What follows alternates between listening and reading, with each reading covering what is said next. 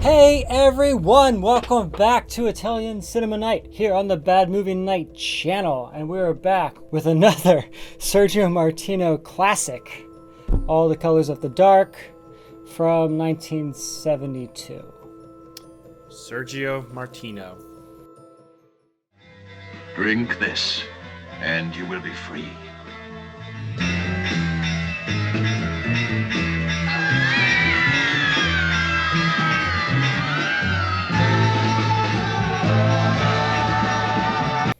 What a legend. And for good reason, I would say. We did cover Your Vice is a Locked Room and Only I Have the Key, which was a great, fun movie. And this, a little different. Very different. Yeah, we covered a couple of his movies. What is the other movie we covered of his? Well, we did the last one, The Case of Mrs. Worth, and Scorpion's Tail. Jesus. All right, we've been on a Martino kick, I guess, for a long time. We've been kicking the Martino as we go here. But this one does feel a bit different than the other things we've been watching a little bit lately, I think. Yeah, and it's kind of refreshing in that sense. Lots of familiar faces, though. Yes, he uses a lot of the same actors in most of his movies. It's pretty cool. And I think the same composer, Bruno Nicolai, right? Yeah. At least Bruno Nicolai did Your Vice is a Locked Room. I know that. Yeah, he does. Oh, and the Red Queen kills 7 times. So a lot of familiarity here. Yeah, a lot of familiar faces. Like, what's her name's on this? Maria Malfetti, who we just saw on Everyone Came Out of the Grave, who plays the wife. Yes, and you have Edwige. Edwige Finch. Right, Fenech or something. Finch, yes. Yeah. And George Hilton. George Hilton, who's great. But Edwige, God, I can't say her name, but she plays a lot of similar characters, it seems like, throughout these movies. And we'll get into it because it's one of my issues with the movie. Sure. But what's All the Colors of the Dark about? All right, let me tell you a little bit about this movie. So All the Colors of the Dark is about a woman that's recovering from a car accident. She has lost her unborn child in this car accident, and it's created a lot of stress and brought a lot of psychological issues to her. She starts seeing a strange man that seems to be following her, and she starts to find herself also pursued by a coven of the occult. And some hijinks ensue. Some Italian nonsense of the time. Yes. Movie wraps up in an interesting way. What a movie. Very, it definitely has a unique flavor to it, for sure, compared to some of these other ones we've been watching. Yeah, it feels more, actually, in some ways, it feels more focused, and in other ways, not at all. So, I really enjoyed the movie. Yeah. There's so many things that I really liked about it, but I love the premise and that description you give of this woman has this traumatic experience, and then she kind of discovers this cult, or this cult discovers her, and it's sort of Rosemary Baby-ish, gaslighting. Your narrator is unreliable. You're not exactly sure what's going on. That's all this interesting concoction of ideas that I really get on board for. Yeah, it's definitely influenced by Rosemary's Baby. And the director's even come out and said that. He was very influenced by that film. But, that makes sense. I mean, yes, it seems obvious, at least, too. And I would say the execution on that I enjoy as well. I love the style, I love the camera work, and we'll get through all this stuff. But this movie feels like the plot is actually going places, as opposed to some of the other giallos that feel more random. Now, this does feel random at times as well, but it also is doesn't really execute the plot in a way that I think really enhances the story, but is distracted by all the fun visuals, if that makes sense. Yeah, they spend a lot of time, and in some ways, good things about this movie, which I think does really well. So it plays up on fears that women have of, one, being followed by creepy men, and two, about losing a child. So you got these really grounded, legitimate fears that are had by people, and I think it does that really well.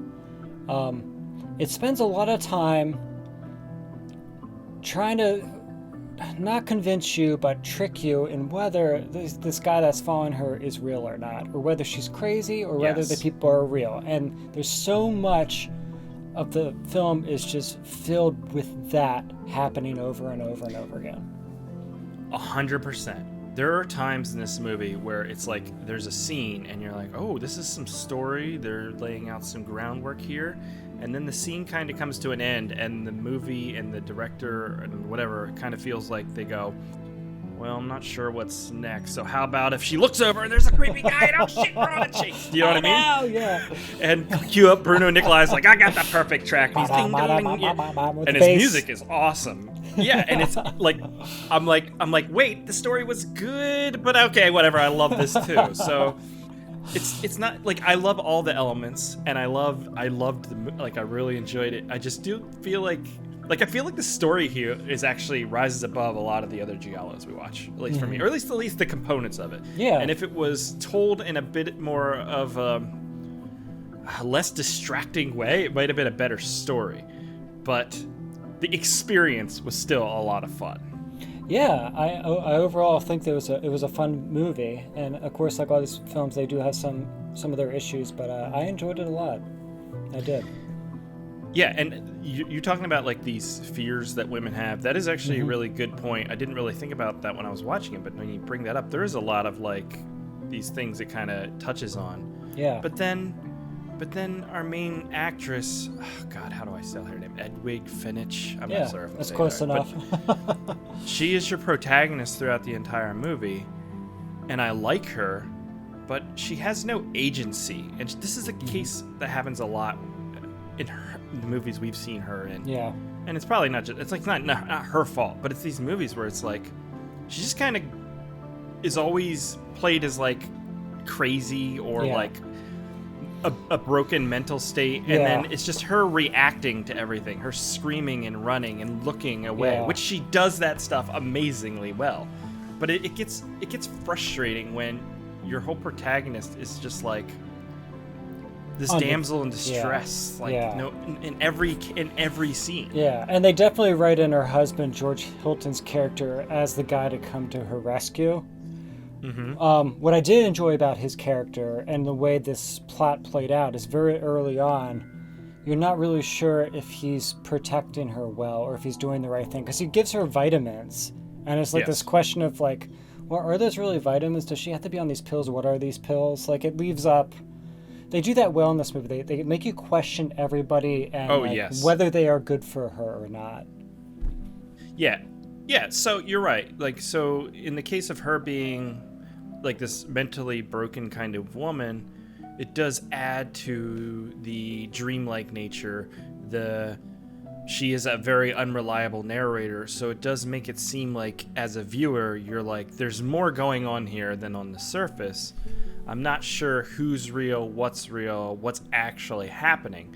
And then there's sequences that are played up for, I don't know, visual style, visual flair, where it's like she's having these nightmares or these dreams or these cult things, and it's like the footage is cut and repetitive, like it just jumps and it keeps repeating, and it's like bizarre and weird and intense sometimes. But it doesn't add any substance. No, it just confuses you. Yeah. But that's where you're like, movies can be more than just story. Some movies, like a lot of movies, are just like what is the best way to tell this story, I guess is what I would say. How can everything enhance the story? And in this, and in a lot of giallos, I feel like, what is the best thing we can put on screen that is interesting and cool? Oh, by the way, here's the story, and we'll wrap it up with 3 minutes at the end with a whole bunch of shit that doesn't make any sense. It definitely has that genre thing where they wrap it up very quickly to try to bring the train home, and it's kind of like a little bit of a train wreck. Yeah, and I was like, dude, this train has been off the tracks for a half an hour now. They ain't getting this train back on the tracks. There's a lot to wrap up, and it's kind of silly in that manner, but Yeah, but in this case, and I know I feel like I'm bouncing back and forth between this thing, but it's like, this is one of the ones where I feel like you really could have brought this thing home in a way because all the pieces are there. Mm-hmm. But I don't really think the ending did, I guess. Yeah. We can get to the ending in a little bit, but I think we should talk about some of the camera work, because I think that's where this movie shines quite a bit. Amazing camera work. Yeah. One sequence I would love to talk about, and when she's in a panic, and this guy's following her, that Ivan Rassilon plays. He plays another great villain, because he was in the Mrs. Wardeth. This one, they gave him like these blue contact eyes, so his eyes are really weird, blue. Right? He's very creepy and very intense, and again, casting him again in a good role for this. But he's chasing her with an axe down the stairs, and she slips out into the car, and they do this really intense scene, where she's trying to start the car, and they do this hard swirl with the camera. Yes. It's so cool, and it gets even more chaotic, and then it kind of spins, and then he's in front of the car. Yes, and it's I thought, so cool. Man, that was such a cool way to use the camera. It's it feels like at times that stuff really works, and you're like, that was so cool, because they really nailed it. And then at other times there's like the scene where like they're like up on like a tree, like looking down at her and moving the camera, and it's shaky enough it feels amateur, but you get the idea. Do you know what I mean? Like, I love this experimental stuff they're doing. Yeah. That scene that you're talking about, though, yeah, I wrote that down as well. I was like, this really added to the intensity of the scene. You're like, oh, because you're getting her perspective, even though you're outside of her body. You know what I mean? You're focusing on this, but the guy, it really works. Yeah. I loved it. It's creative. There's really cool sequences where they play with reflections as well. There's a scene where she is looking out the window and she sees a guy watching her or whatever. And then she walks back to call somebody, and the camera kind of catches her out of frame, but as it moves you can see her in the reflection picking up the phone, but then they rack focus into a book that's inside the bookshelf through the reflection that says something about magic and whatever, and I'm like, this is such an intricate shot. There's so much thought going on there. It's a so lot of cool. time put in. They do a similar shot when he's coming after her in the apartment, and you see his reflection in the mirror, which I thought was in actually like a piece of art or something like that. Yes, 100%, yeah. And then they do that crazy cut sequencing with him and the knife, where she's in terror, and it's slow, and then it comes back and forth and back and forth. And in that scene, I know exactly what you're talking about. It starts to break what's reality and what's not. I mean, it does multiple times throughout this movie, but in that scene, he's gone then. Yeah, he just vanishes. So you're left thinking oh, this is all in her head, right?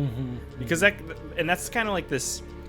That's some of the Rosemary's Baby stuff where she's I see this guy stalking me. There's this guy, and everybody she tells that to is there's nobody there. Yeah. What are you talking about? Right. Yeah, it's this gaslighting kind of thing.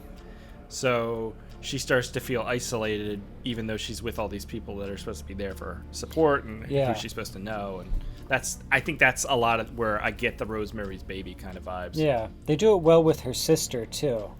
Her sister and George Hill. There's this scene with her sister and her husband, and they're talking about what they think is best for her. Her sister wants her to see a psychiatrist. George Hill thinks that's silly and nonsense, and it's these other people are kind of deciding her fate for her in a lot of ways. True. Yeah, you're right. There is that as well. What did you think of the cult? A little silly, but I you know what I think also does it is the music they use for the cult scenes. It's a little over the top and a little grandiose. It doesn't quite fit the mood that I think you would want to set for something like that. I think that's the, not to say the music's not great for this movie, because it is, but those scenes just, it didn't seem to it's a little psychedelic or something. Yeah, it's a little 60s. It's not so much you're fearful or you're worried about her. It's more grandiose, and I'm well, are we supposed to be scared of the cult? I don't know. It would be I kind of get what they're going for. In a newer movie, I think they could get the visuals of a cult to match the grandiose nature of the music, but in this, it just comes off as a little cheesy. A little bit. There's a few nightmare sequences she has where there's this track where it's this voice. It's la la la. I don't even remember exactly how it goes, but it was a really effective piece of music. I loved it. It was super creepy. Yeah. really enhance the scenes. I love some of those dream sequences. Like very early in the beginning of the movie, there's this great one where it's like stuff's shot on the stage, but it's all cut out. Yeah, And like there's that's like so a woman cool. giving birth, or she's having an abortion, which like reflects her loss of in the car accident. But it also kind of reminded me of like Terry Gilliam's surrealism a little bit, because he uses these wide angles and everyone's faces get really big and like over the I see what top. you're saying, yeah. Yeah, and I thought that was kind of interesting. It reminded me a lot of his kind of work and the way he approaches You're dream right. subjects. Yeah, I can see what you're saying. That you said bring up Terry Gilliam there. There's like it's not. I don't know if it's quite like a fisheye look, but it definitely is like morphed on the edges, like the wide lens they use in a few shots, where they use it there right when the people's faces come in. And they also use it as like point of view sometimes. Yeah. Where she's like wandering around the forest, and then somebody comes up to her, and you're like, oh, this is somebody's first person perspective. Or when the It's occult, really cool stuff. Yeah. they do those occult shots of all those. They pick really interesting faces for the occult, I think. But like the guy would like walk through the center of them, and everyone's really close, and they're like hovering because it's so Yeah. wide. It gives you that sense of like she has nowhere to go, kind of thing. Yeah. So it is a weird movie. Weird movie. I liked it quite a bit. I mean, there is some sleaze to this thing, and at first I thought it was kind of being exploitative. There's a sequence where George Hilton is like, it's her sister. Yeah. Well, I forget what her name is, but he's in her apartment, and she's like, where the way that it's framed is he's talking and kind of looking at the camera, if I recall, and she's in the background in a bathroom naked, but Yeah. they set up a mirror so you could see her naked. So it was like, oh, this is just for the audience's like pleasure to be able to see her naked. But it does come back around again as to why she was naked. So, but at the time I was like, this is a little like just sleazy kind of feeling. But then you learn there's this whole angle that she's Whole trying angle. to get with George Hilton's character. She's trying to seduce him, and she has the tattoo of the thing. So, and he's supposed to have seen. So it makes sense in the story, Yeah. but at the time, and there's It a lot does. of nudity throughout, but it does have that like there's like this sexual angle because she can't have sex, and she's wants to be able to with George because it's a little bit misogynistic because she's like her whole like existence a lot of times is like, how can I please him? Yeah, definitely. And she's like, after losing a child, she's in like this place of horrible mourning and just like anxiety and like trauma, and no one really understands that or is giving her too much time with it, And I think that comes out in a lot of ways. Like she's searching for ways to get past it, so she reaches out to like this occult kind of scenario, which turns out to be more of a setup to get her out of the picture in some ways. Yes, and the ending of the movie, like it kind of comes out of nowhere. Like there is some interesting stuff with the end because there's like a double kind of fake out type thing. Although you had mentioned to me, had I seen a specific version, so I'm not sure if we both saw the same version of the movie. You saw us on Shudder, right? No. Yes, I saw it on Shudder. Okay, because I looked. I think that is the uncut version, so you probably have seen how it was supposed to end. Okay. So there was kind of the end. There's a version of sequencing of events where her dream version of the elevator is cut out of the movie. Oh, really? Yeah, I thought which that was is so cool, though. Yeah, that's like the whole point. And again, Italian audiences were getting confused when they watched it, so they removed it from the original version, which is kind of the whole point of the ending, but whatever. Yeah, that original time where George Hilton gets in the elevator and then you hear him scream and she goes and checks and he's dead and she finds the knife. And then the police come to arrest her. And as they reach in, there's an awesome shot where you all see their hands and they have the symbol of the cult. And you're like, oh shit, everybody's part of this cult. Everybody's in on this. But it's just another nightmare and she wakes up from it. Exactly. It's that kind of double fake out. But you do learn that like her sister has been conspiring to have her murdered so that she can get this inheritance from her dead mother, who was part of the cult but got murdered because she wanted to quit.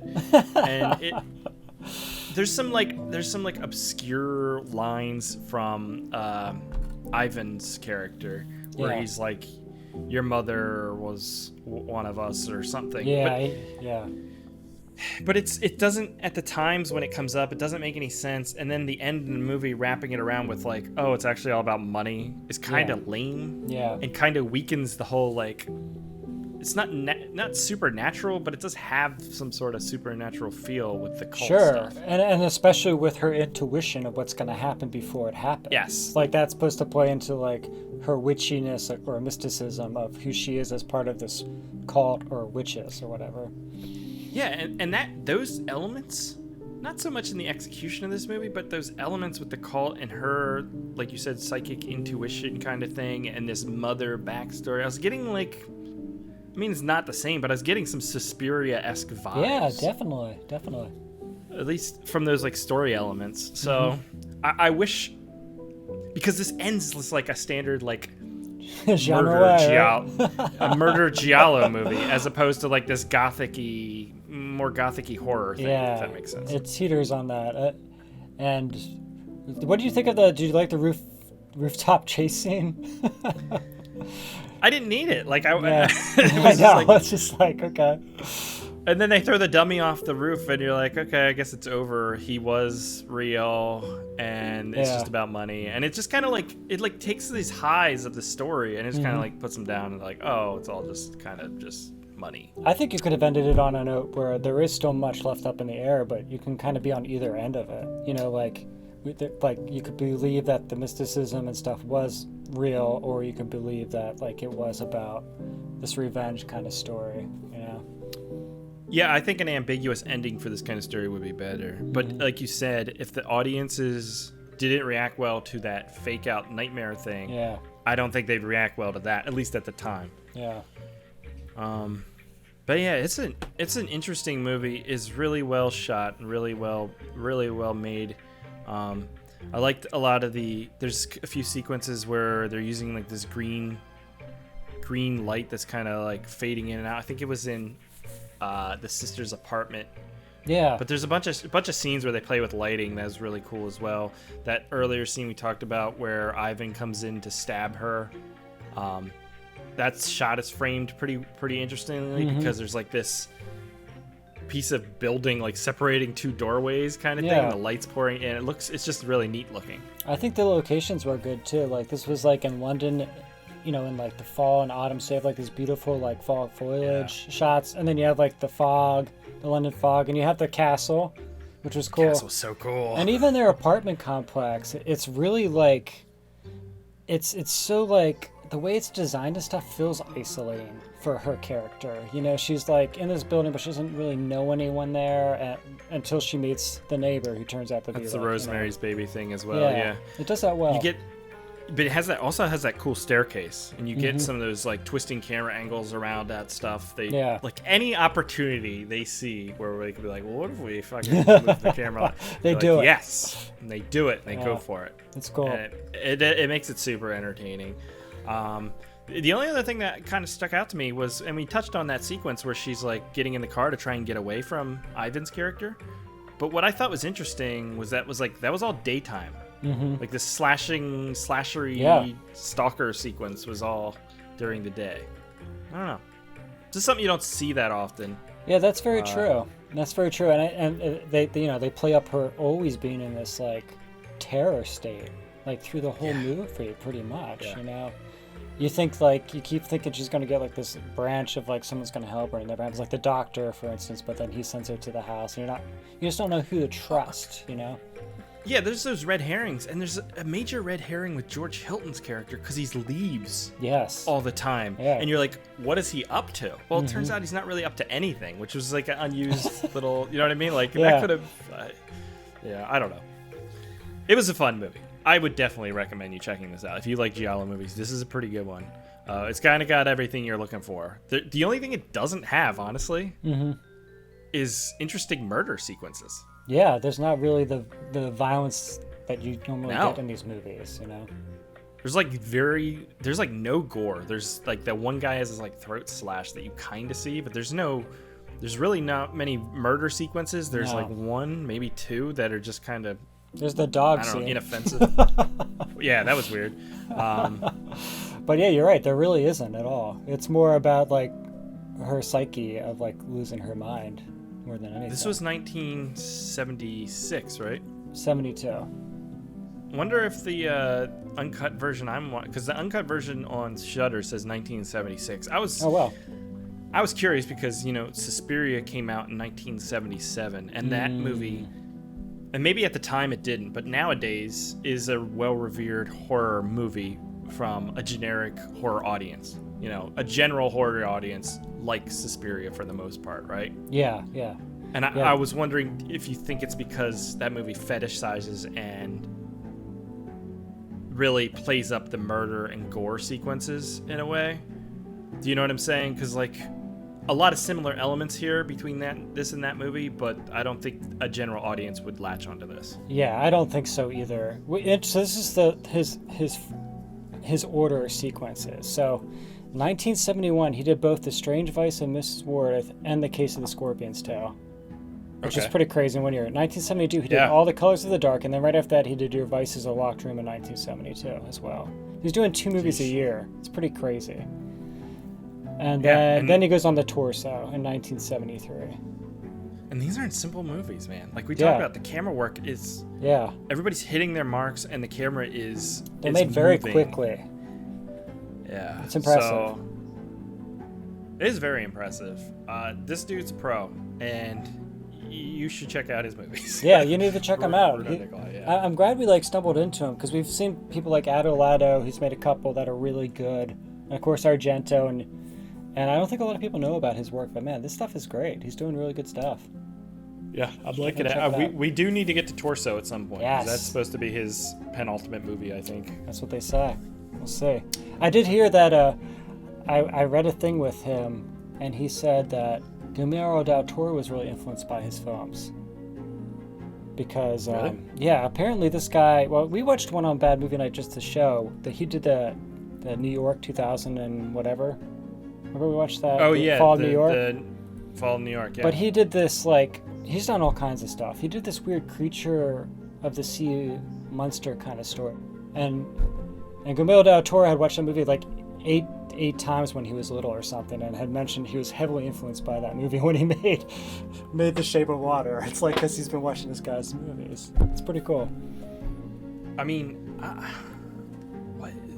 when was his last movie? Because I'm seeing stuff from 2015, which must just be I don't think he's... No, I think he's made TV movies in late 90s and the 2000s, but he hasn't really made anything since 92. He's retired now.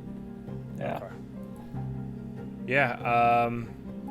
All the Colors of the Dark. It is on Shudder if you have that, and like AJ said, that's the uncut version. So that's the version you should check out. I think. Check it out. Yeah, I enjoyed it quite a bit. Recommend What it. are we checking out? What are we checking out next time? Good question. Well, we've been wanting to watch Deep Red. I also we have some other ones on the list. Maybe Torso even. I don't know. Okay. We'll see where it takes us. And I did mention to you I would like to do the Three Mothers trilogy. Yes, we'll definitely do this. In consecutive order at some point here. Just because I've seen Mother of Tears and it's a train something. wreck. It's a train wreck, but I would like to see it in the sequence. In the sequence, yeah. And I still think it's probably a train wreck, but I would like to see. It'll be fun. We'll do it. Yeah. All right. I think that's going to do it. Until next time.